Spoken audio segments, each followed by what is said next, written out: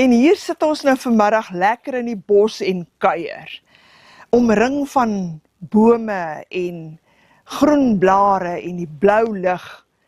En ek weet nie of julle dit op die opname kan hoor nie, maar ja, die voëls sing. Ek wil vandag graag met julle gesels oor 'n ding wat my nogal naby aan die hart lê, en dit is lysies, 'n lys, 'n list.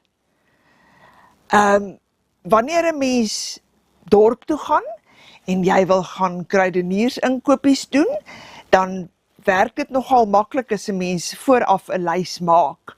Want om op en af in die rakke te stap, dis al allerlei verleidelikhede, en dan koop 'n mens sommer voor die voet as jy 'n geldjie het. Wanneer jy met vakansie gaan, is dit baie belangrik om ook 'n lys te maak, want sê nou maar jy vergeet die verkyker, of sê nou maar jy vergeet jou hoed, want sonder 'n hoed en 'n lekker fles koffie kan 'n mens verseker nie die lang pad vat nie.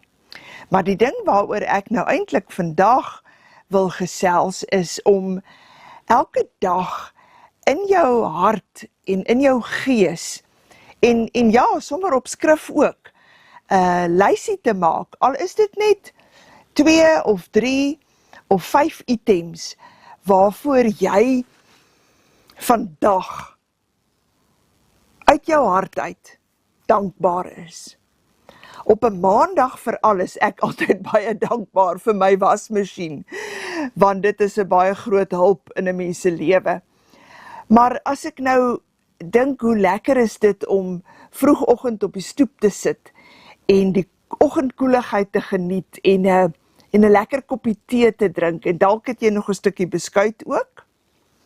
Hoe dankbaar is 'n mens om te weet jy's nie alleen nie, om te weet daar is mense wat vir jou saak maak, aan wie jy kan dink en wat ook aan jou dink.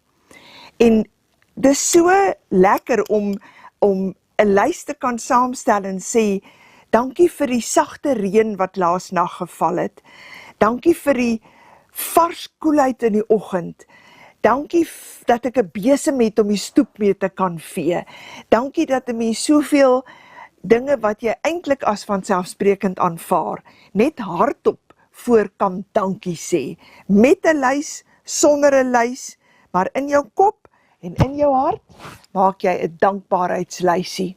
En as jy dit nog met iemand kan deel, soveel te lekkerder.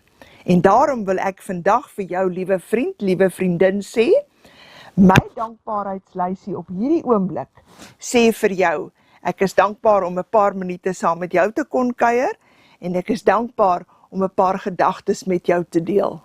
Dankbaar!